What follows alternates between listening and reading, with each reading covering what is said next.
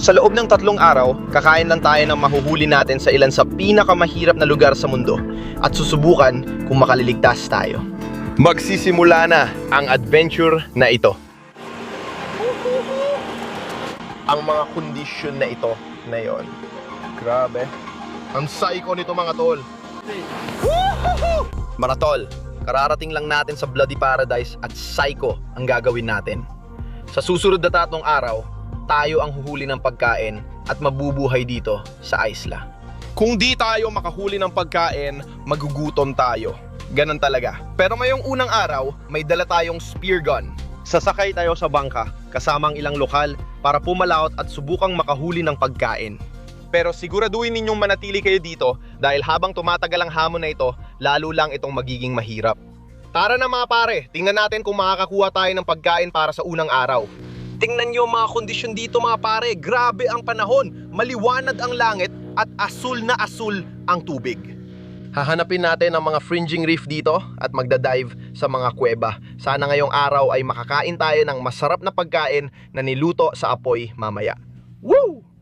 Parang panaginip ang kondisyon na yan pare, nagpapahinga lang ako sa bangka. Baka hindi alam ng iba, pero si Marco ang pampaswerte ko. Ngayong araw, tol, kailangan ko makahuli ng isda para may makain ako mamaya. Ayos ba? Kung wala akong mahuli, magugutom ako. Ako rin, kailangan ko makahuli ng isda. Tara na. Susubukan kong makahuli ng isda para sa'yo, tol. Susubukan kong makahuli para sa'yo. Sige, susubukan kong kumuha para sa'yo. Ayos, nahanda na tayo. Papasok na tayo sa tubig. Tara na, hindi pa nga tayo nakakalusong sa tubig, humihingi na agad ng isda si kuya. Sige, tara na, kailangan nating makahuli.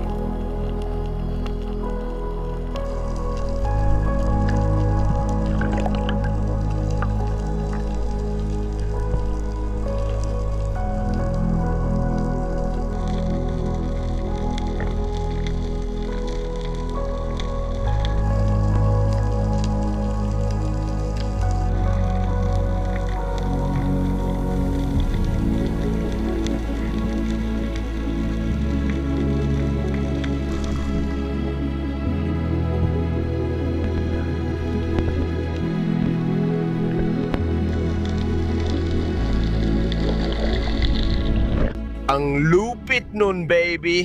Ang lupit talaga. Tingnan mo yan. Grabe ang laki niyan. Walang paraan na magugutom tayo sa unang araw. Ibabalik ko na siya.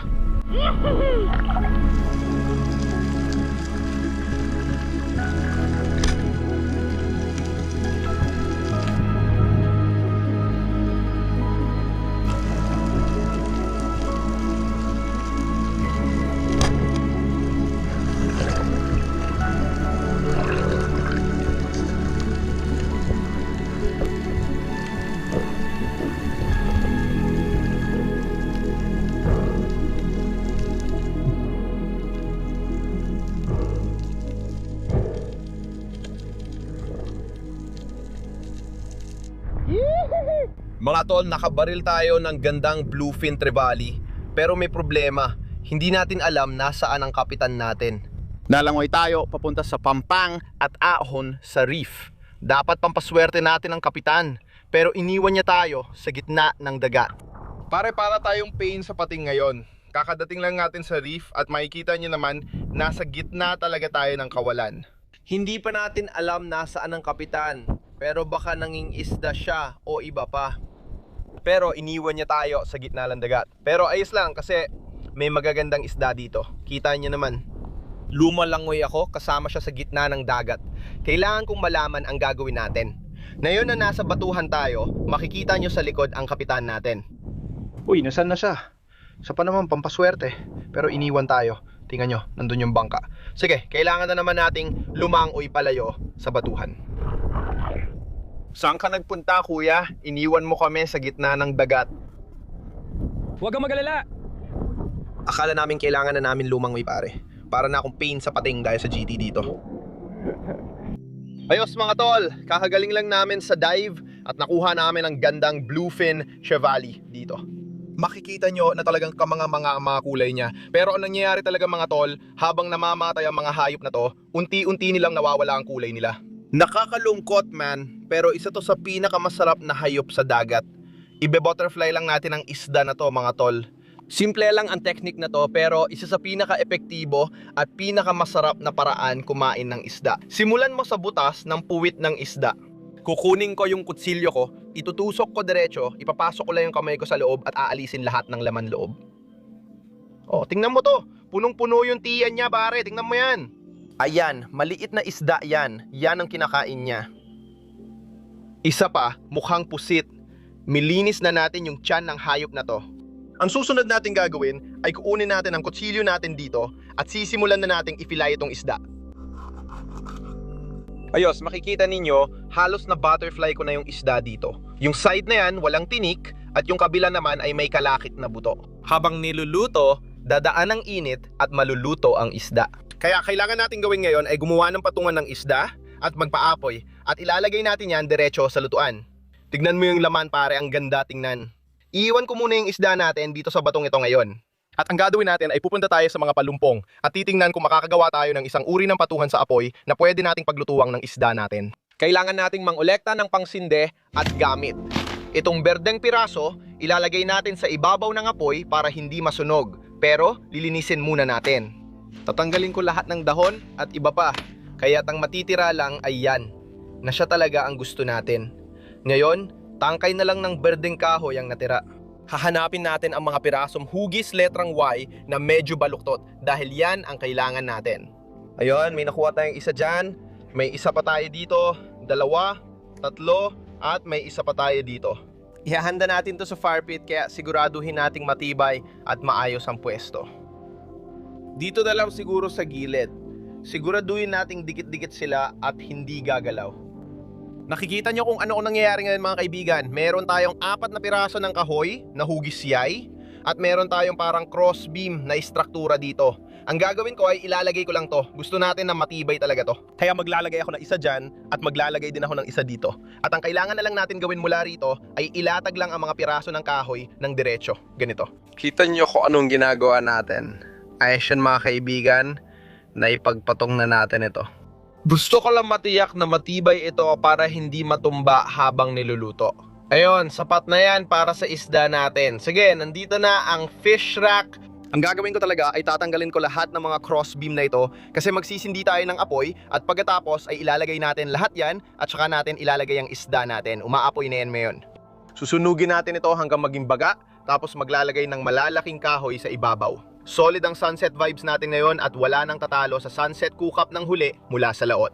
May sariwa tayong isda na lumalangoy, pakakalahating oras lang ang nakalipas, kaya sobra excited ako. Maglalagay tayo ng mas malalaking kahoy, tapos iluluto na natin ang isda pare. Sa tingin ko, oras na para ibalik natin itong mga bad boys sa ibabaw. Ilagay na natin ito. Nandito na ang isda mga tol. Ang ganda ng itsura, grabe. Tingnan nyo ang laman. Ilalagay natin ito, balat sa ilalim, at hahayaan maluto. Tingnan niyo yan, no? Ang ganda. Dahan-dahan lang maluluto yan sa fish rack. Ang lupet non, pare. Sige, palatilihin lang ang apoy sa ilalim yan ng mga 15 hanggang 20 minuto. Ang ganda ng itsura, hindi na ako makapaghintay. Grabe, ang ganda ng refleksyon ng sunset dyan. Natatakam na ako. Siguro mga 10 hanggang 15 minuto na naluluto ang isda sa side na to. Kaya ang gagawin ko, mabalik ka rin ko na siya. Sana hindi bumagsak ang rack natin. Kita mo yung laman dyan, niluluto na yan. Kakatapos lang natin magbaliktad ng isda at miluluto na ng maayos. Nasa ilalim ng balat. Usok, layuan mo ako. Grabe.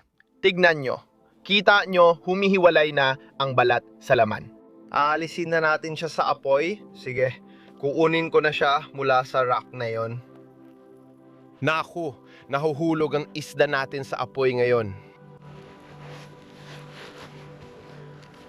Hindi ko alam paano natin nagawa yon. Halos masunog na ang isda pero nasagi pa natin. Ayos mga pare, may pagkain na tayo ngayong unang araw. Magandang trevally ang nakuha natin. Ang gagawin ko ngayon, aalisin ko lang ang balat nito. Kita nyo, ayan, ang ganda ng puting laman. Kukuha lang ako ng magandang piraso ng laman. Oh, tingnan nyo. May kaunting buhangin pa siguro dahil nahulog sa baga. Pero hindi naman masama. Kainin na natin ito, baby.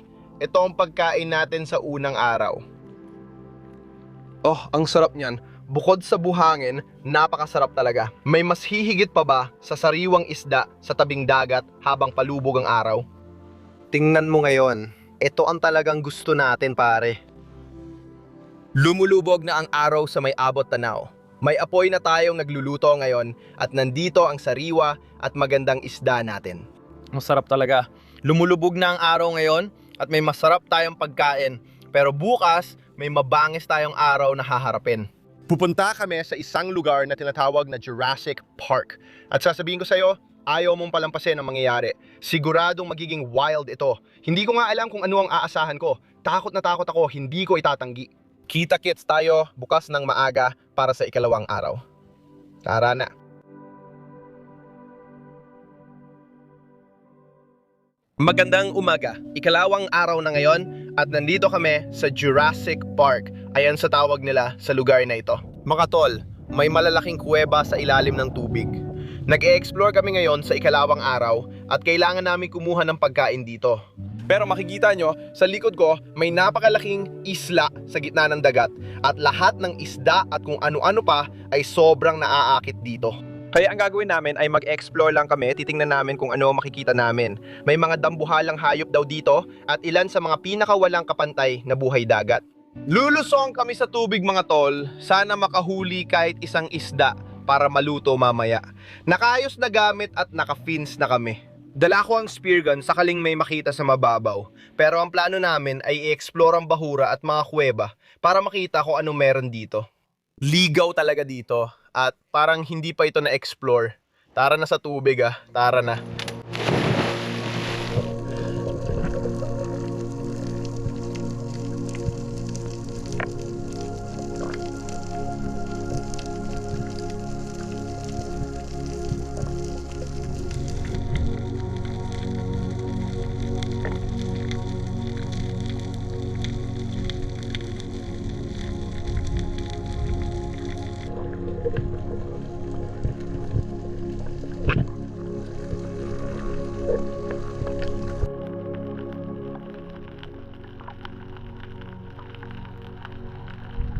Kita nyo, may kakaibang isla dito sa likod ko. Sa tingin ko, papasok kami sa isa sa mga kuweba at i-explore namin ito.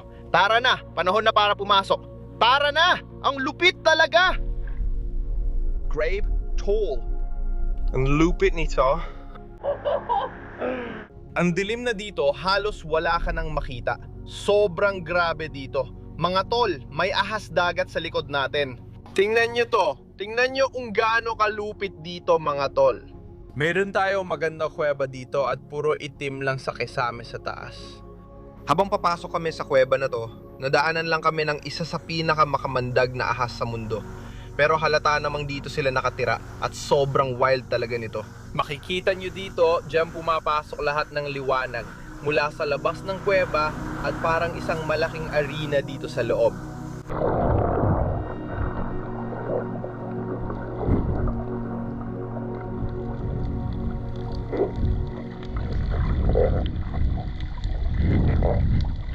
Ang daming dumi ng paniki sa loob ng kuweba. Ayaw umalanghap yon. Uy, may ahas. Tingnan nyo to guys, may ahas. Tingnan nyo ang ahas dagat guys. Woo!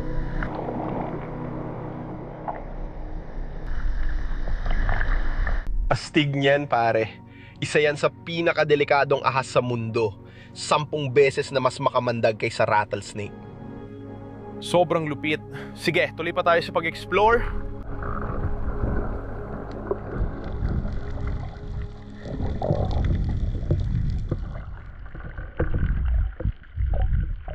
Parang paraiso talaga dito. Tingnan mo ang lugar na to.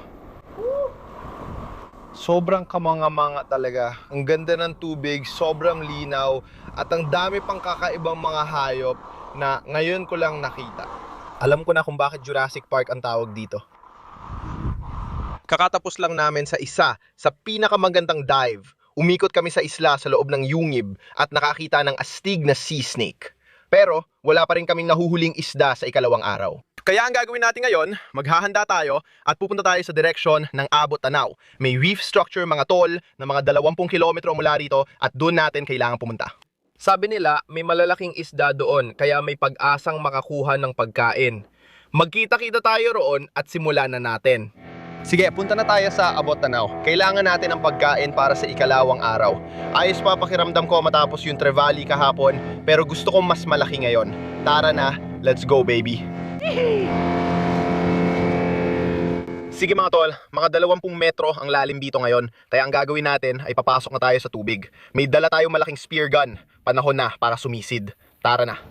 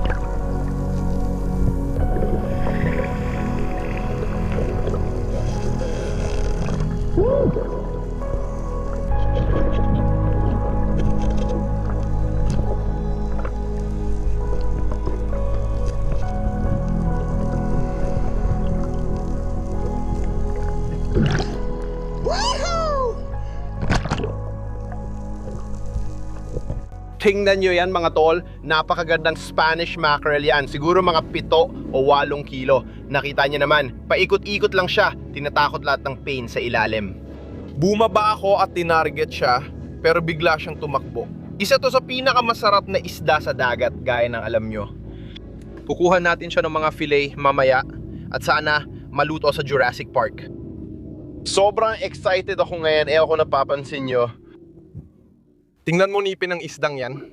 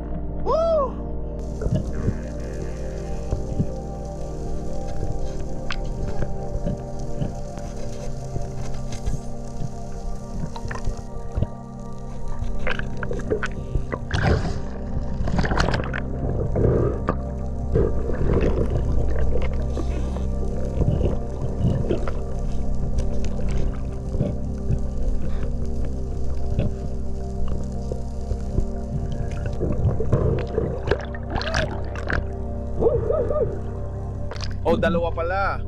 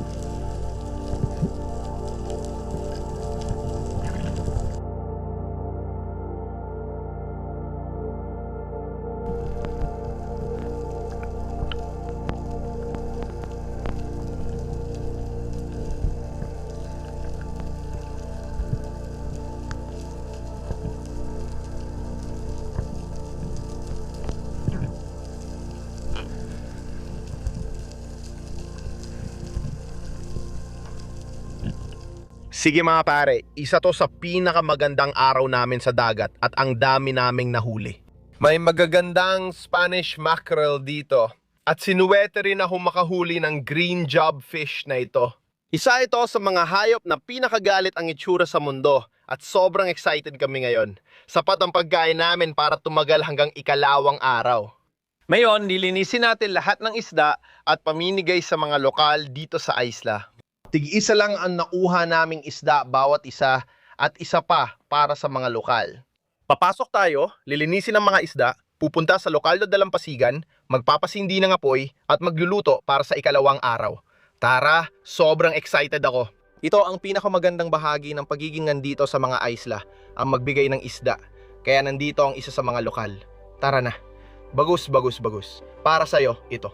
Maganda to. Masaya ka? Masaya. Epic. Bagus. Okay mga kaibigan, ipamimigay natin ang isda sa mga lokal para mapakain ang pamilya. Nakuha natin ang malaking Spanish mackerel at green job fish. Isang paraan lang para magdiwang baby, kukunin natin ang bintang. At ang gagawin natin ay gagawa tayo ng isang frothy fish fountain. Yun lang gagawin natin. Ilalagay natin ang bintang sa bibig ng green jobby. Siguraduhin mong kasya. O tingnan mo pare, parang guwantes. Tara, maliit na frothy fish fountain. Tagay, mahal ko kayo lahat. Ganito tayo magdiwang, baby. Woo! Hindi pa naging ganito, katamis yan pare. Magpapasindi tayo ng apoy sa tabing dagat mga tol at magdiriwang para sa magandang isda. Uubusin ko na ang beer ko, ito na ang pinakaastig na pamalamig ng beer gamit ang buntot ng huli natin sa laot, baby. Isang paraan lang ang tamang pagdiriwang. Nakita niya naman kung gaano kaganda ang nangyari kanina. Grabe, sobrang wild ng aksyon dun kanina. Sa totoo lang, hindi na natin kailangan kainin yon. Sobrang dami na ng laman itong Spanish natin. Gagamit tayo ng astig na technique. Fish shank gamit ang buntot ng isda, parang lamb shank. Ipapakita ko paano gawin ito. Kukunin ko lang ang buntot dito. Tatain ko lang pababa, ganito lang. Iikot ko siya. Gagawin ko rin ang eksaktong pareho sa kabila. Baba, tagin, at mula sa buntot, hiwain pataas.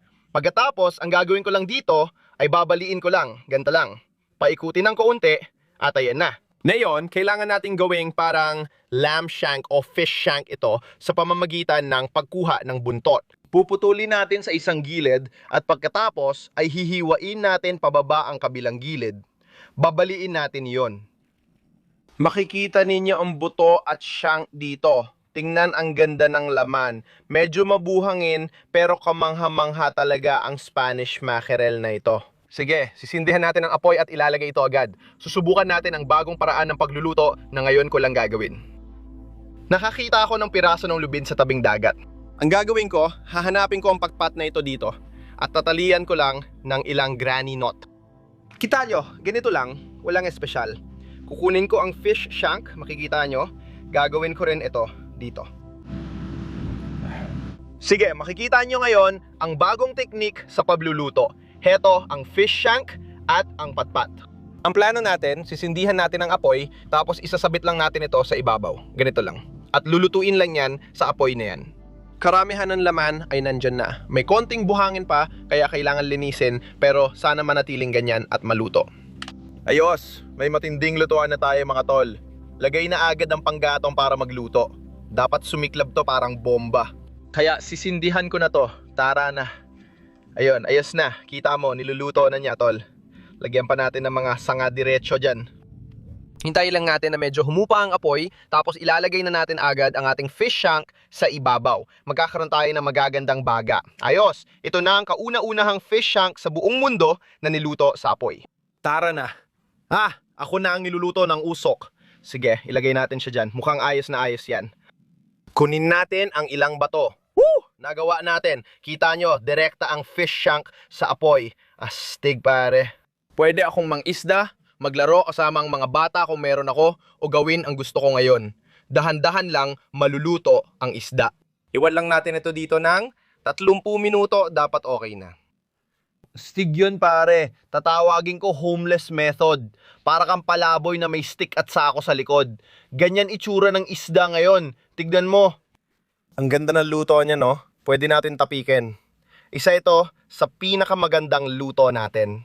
Nag-ihaw tayo ng isdang palaboy sa apoy, astig ang huli nating isda. Tagay sa inyo mga tol. Ito ang talagang gusto natin baby. Kita mo, naluluto na ang isda natin at magandang pagkakaluto.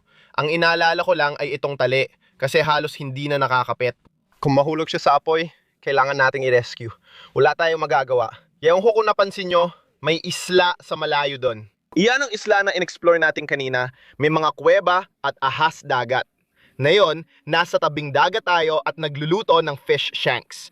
Ang sarap nito, hindi na ako makapaghintay kumain.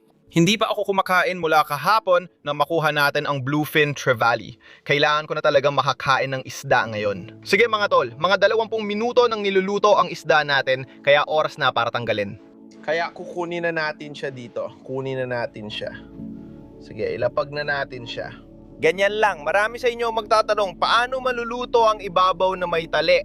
Pero ganito ang paraan ng taong matiyaga sa pagluluto. Ipapangita ko sa inyo kung bakit. Sige, dalhin natin ang kutsilyo, pupunta tayo dito kung saan niluto ang isda sa apoy. Ang gagawin ko ay ididiin ko lang ang kutsilyo ko dito. Kita nyo, ito yung parte nga sa ibabaw ng apoy. Hihiwaanin ko lang ito ng diretso pababa. Isang piraso lang ng karne ang natanggal. Tingnan nyo ito. Ang ganda ng piraso ng karne na yan. Kita nyo naman, kakainin natin yan. Tara na. Medyo mainit-init pa. Bukod sa buhangin na nasa loob nito, napakaganda talaga. Kita nyo naman, sobrang sarap ng karne na yan. Ang Spanish mackerel ay isa sa pinakamasarap na isda sa dagat. At dito lang tayo kumukuha ng malalaking steak. Ganyan lang. Sige mga pare, may mga lokal na bata na bumaba dito. Halika na, halika dito. Tikman nila ang isda. Sige, tara na. Handa na. Heto na. Bages? Mexicali. Bagos? Medyo mabuhangin. Sa tingin ko, may kaunting buhangin dyan mga pare. Parang ano yung langot-lungot na yun. Pero sige lang, ang gagawin natin, kita nyo naman, kinuha na talaga natin lahat ng lutong karne. Ibabalik natin yan diretso sa apoy. Ulit-ulitin mo lang ang proseso para makakuha ng magandang karne. May mga batang lokal ngayon sa tabing dagat na sobrang excited. Gusto ko sana silang alukin ng frothy fish fountain, pero mukhang bata pa sila. Kaya ako na lang ang mag-e-enjoy mag-isa. Pero alam nyo, ito ang dahilan kung bakit tayo nabubuhay. Ang may bahagi ito sa lahat ng mga lokal dito sa mga isla. At magsaya habang ginagawa natin ito. Mahal na mahal ko kayo. At oo, ngayon ay talagang espesyal. Hayaan nyo sabihin ko sa inyo, busog na busog kami ngayon at oras na rin para matulog kasama ang baby ko. Ito magandang green jobfish na ito ang dahilan kung bakit tayo nabubuhay pare. Yee! Oh. Tara na.